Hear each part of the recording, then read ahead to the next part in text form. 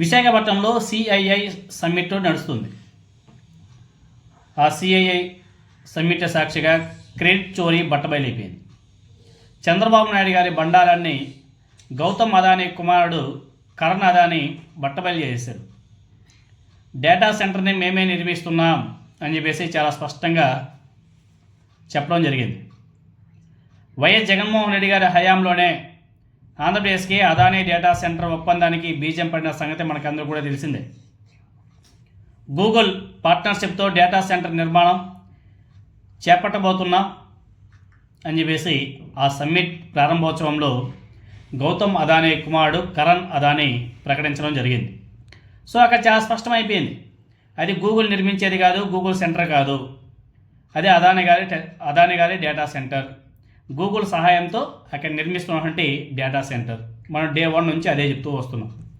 కానీ కొంతమంది గూగుల్ పెద్ద హైలైట్గా పెద్ద పెద్ద పేపర్లో గూగుల్ అని చెప్పేసి రాసేసి ఒకవైపు చంద్రబాబు నాయుడు గారి ఫోటో, మరోవైపు నారా లోకేష్ గారి ఫోటో వేసేసి ఏ విధంగా రచ్చ చేశారో మనం చూసాం.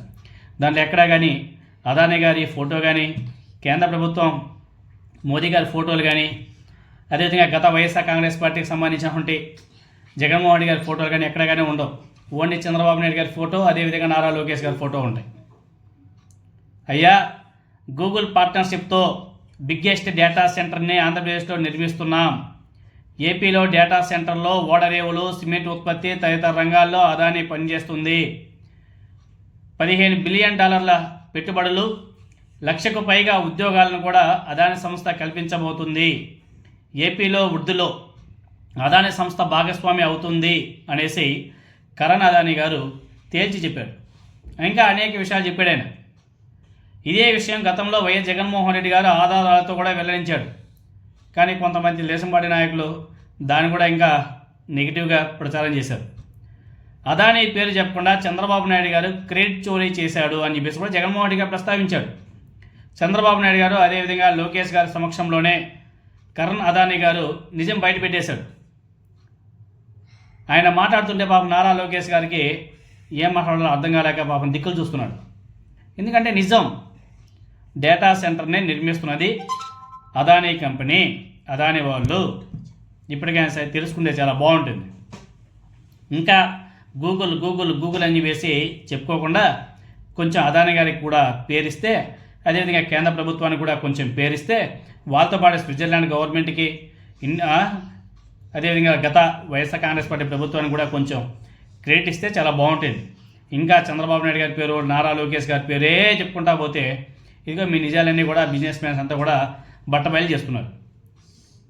అదేవిధంగా గతంలో జగన్మోహన్ రెడ్డి గారు మాట్లాడే మాటలు, జగన్మోహన్ రెడ్డి గారి హయాంలో కరణ్ అదానీ గారు మాట్లాడే మాటలు, అదేవిధంగా ఇప్పుడు ఆయన మాట్లాడే మాటలు మీరంతా కూడా ఒకసారి వినండి. మీకే చాలా స్పష్టంగా అర్థమవుతుంది ఎవరి హయాంలో అదానీ డేటా సెంటర్ వచ్చింది, ఎన్ని కోట్లు గత ప్రభుత్వంలో వాళ్ళు ఇన్వెస్ట్మెంట్ పెట్టారు, ఇప్పుడు ఎన్ని వేల కోట్లు ఇన్వెస్ట్మెంట్ పెట్టబోతున్నారు అన్నీ కూడా లెక్కలతో సహా కరణ్ అదానీ గారు చాలా స్పష్టంగా చెప్పాడు. మీకు ఎవరికైనా డౌట్ ఉంటే పాత వీడియోస్ అన్నీ కూడా చూసుకోవచ్చు. అదేవిధంగా నేను కూడా ఇక్కడ ఒక వీడియో పెడతాను. ఆ వీడియో మీరు అందరూ కూడా బాగా చూడండి, నిజాలు తెలుసుకోండి. ప్రతి ఒక్కటి కూడా గమనించాలి ప్రజలు.